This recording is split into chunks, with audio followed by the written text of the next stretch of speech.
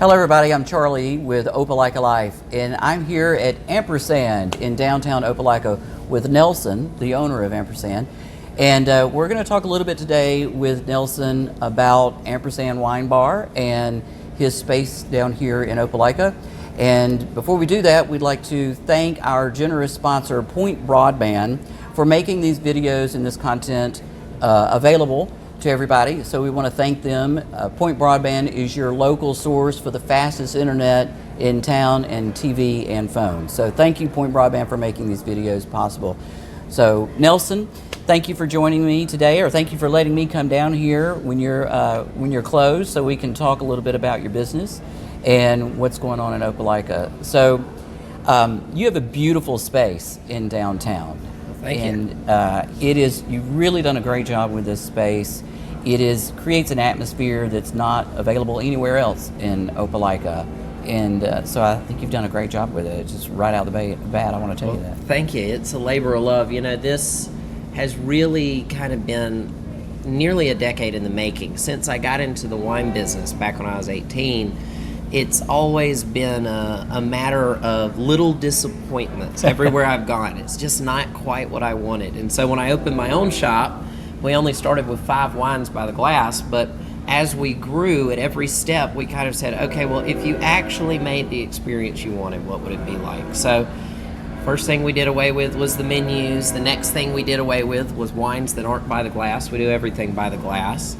And then we just kind of built this whole new wine experience that's actually built around the customer instead of impressing someone in a book. Right. So we're the largest by the glass selection in America. We do over 400 wines by the glass any given day.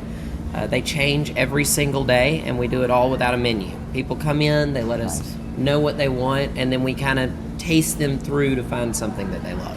Yeah, one of the things that I enjoy about coming down here, not only do you have a very large selection of wines, is you can come in, and Nelson knows so much about wine, and we'll talk about that in just a second, is that when you come in, he'll ask you a few questions and then make a recommendation for what he thinks you'll like. And I will tell you, you've never gotten it wrong. So that's no pressure, right? That's an impressive.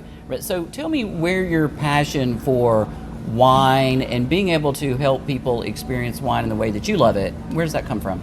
Well, really, I kind of came into wine through Italian wines. Mm-hmm. Absolutely, that's my specialty. I was avoiding going to study Spanish for 4 years in college, and you could either study abroad or you could take 4 years of Spanish.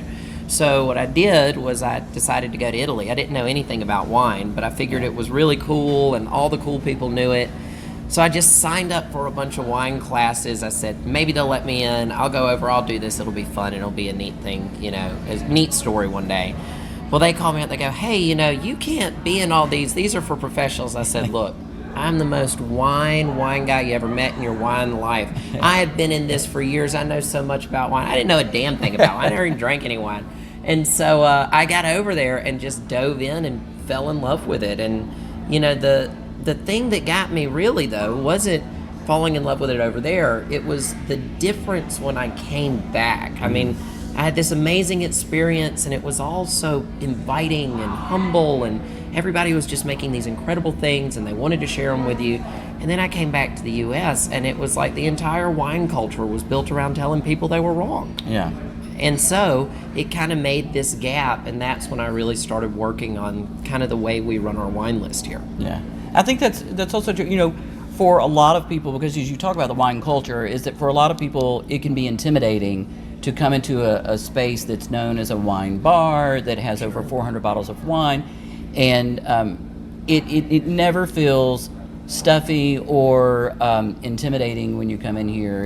A conversation leads to a great glass of wine, and I think that's one of the things that you've certainly established in downtown as a place for that.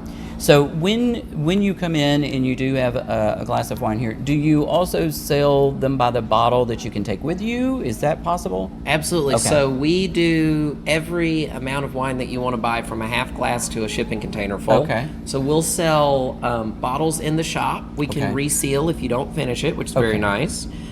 We sell bottles out the door, and we do case and mixed case deals. Okay. So that's great. You don't have to come if you just want to have wine, you don't have to commit to a full bottle. You can get it by the glass, but if you'd like to buy the bottle and take it home, you can also do that. Absolutely. And, a lot of people really enjoy the fact that you can come in like Christmas time or Thanksgiving, you can do a mixed case, get a great deal, and you get to actually try all of it. That's Nice. really what's missing for most folks. That's fantastic. So this space, let's talk a little bit about it. We are down here on South Railroad Avenue, facing the railroad tracks, in historic, beautiful, I have to say that this is like our tagline, beautiful, historic downtown Opelika. And we focus a lot down here in talking with local business owners that have come into these turn-of-the-century buildings and turned them into a new space. So tell us about this particular space and how it started. I know you started small and now have expanded to the full space. Yeah, we started, for our first 2 years, we didn't have a sign. We still don't have a phone number. Allegedly, we have a Facebook page. Yeah. But this was, so this building, a lot of older residents will remember this is picket fence. Okay. A long time ago, and kind of the antique shop behind it. We came in sort of after it had all been cleared out, but this was actually 2 historic buildings at one time. One of them collapsed, the other one had a small fire, and they actually ended up taking both of those, putting one roof over it, and then making it contiguous and part of the 2 historic buildings next door. Okay. So it is a little kooky, Right. It is a little weird, nothing straight and plumb and level, but there's character and Right. there's life in it. I mean, that's the real difference, is if you come to downtown Opelika, it's not like somebody took and stamped out 100 strip malls. It's Right. really a living, breathing thing, and every block has a story and every block is different. And I think that's one of the great things, that when you come to downtown, you can see that it really has life. It is also a community. And being down here and spending time with the local business owners in downtown, it's really nice to see how they all support each other, they know each other, and so it is a real community down here. So tell us a little bit about that community. I know that you're involved with the community down here, and get that opportunity to have those relationships down here. So do you feel like that also benefits your business and their businesses as well? Oh my goodness, yeah. I mean, I think that you can't really have a thriving downtown with a protectionist community. I think the best thing in the world is, if you ask me and every other bar owner in downtown what we want, it's 3 more good bars. Right. I think that our ability to work together like that makes it worth doing. And I'm Opelika crazy. Yeah. I'm all walkability. I walk to work every day. I live down here. I'm raising my kid down here. If I was wearing short sleeves, I got an Opelika tattoo. Right.